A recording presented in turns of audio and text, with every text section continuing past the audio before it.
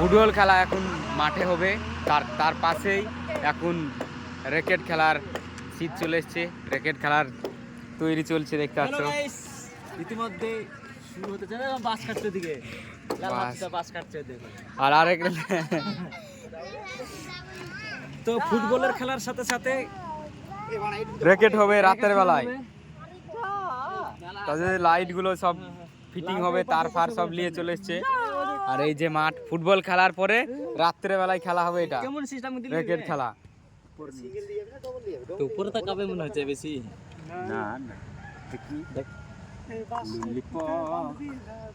Break মার, এই দেখ একটা বল কিসে ব্রেক মারবো?